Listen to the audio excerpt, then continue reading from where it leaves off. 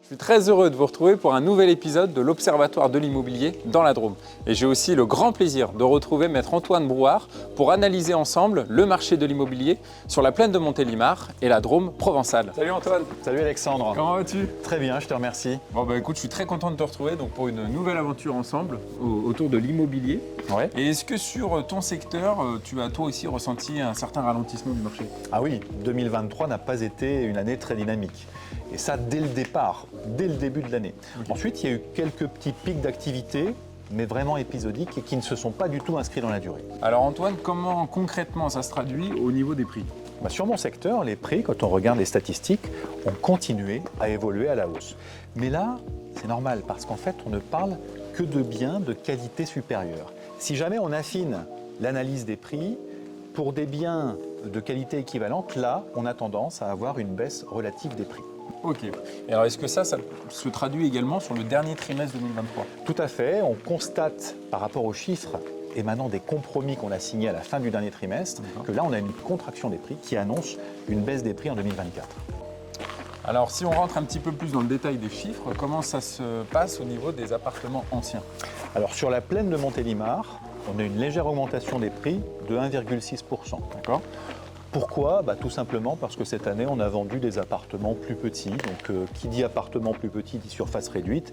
Et les prix au mètre carré, généralement, dans ces cas-là, ont tendance à augmenter. Alors, c'est quel type d'appartement qui était le plus vendu? On a vendu, là, principalement des T2, T3, alors que l'année passée, on était sur des T3, T4. Ok. Et alors, du coup, sur la Drôme provençale?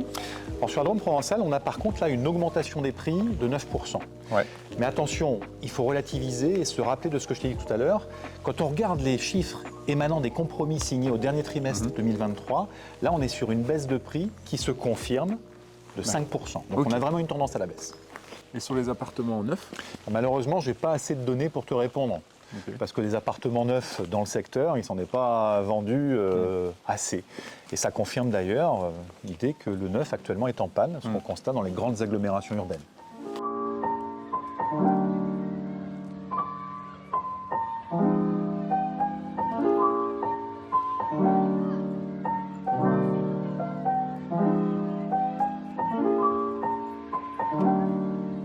Alors Antoine, on a bien analysé les appartements anciens. Comment ça se passe maintenant sur les maisons anciennes? Sur le secteur de Montélimar, on a constaté, là encore, une augmentation des prix sur des maisons de 110 mètres carrés, donc qui font 5 pièces à peu près. Ouais. Et il aura fallu débourser en moyenne 270 000 euros.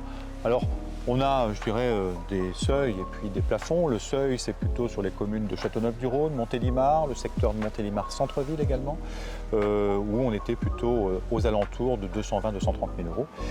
Point haut, commune de Sauzet, Montboucher-sur-Jabron, où là, on était plutôt sur une gamme de prix de 335 000 euros. Donc en moyenne, 270 000 euros.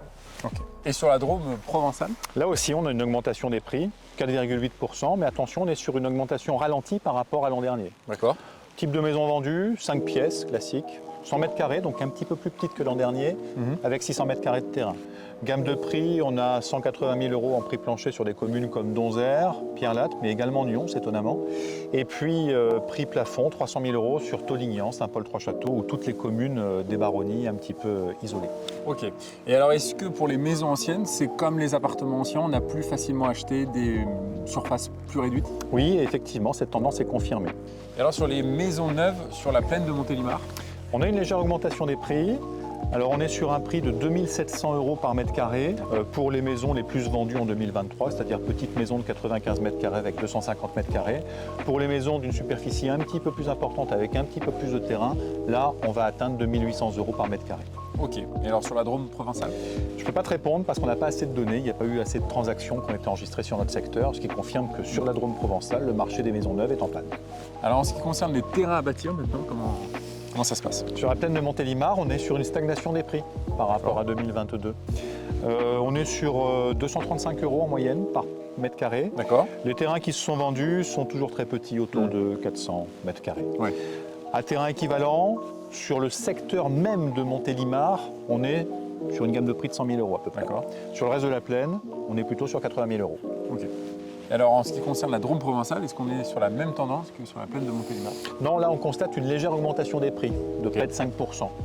On est toujours sur des terrains vendus de faible superficie, moins de 600 mètres carrés, et on est sur un prix de 180 € par mètre carré, par exemple, sur la commune de Saint-Paul-Trois-Châteaux. Merci à vous de nous avoir suivis pour ce nouvel épisode de l'Observatoire de l'immobilier. Je vous invite à consulter notre site passeralacte.com pour retrouver cet épisode et plein d'informations juridiques. Antoine, un grand merci pour cette analyse toujours aussi qualitative. Avec plaisir. Et puis à bientôt pour une prochaine aventure ensemble. Oui, tu sais que tu es le bienvenu. Super, à bientôt. À bientôt.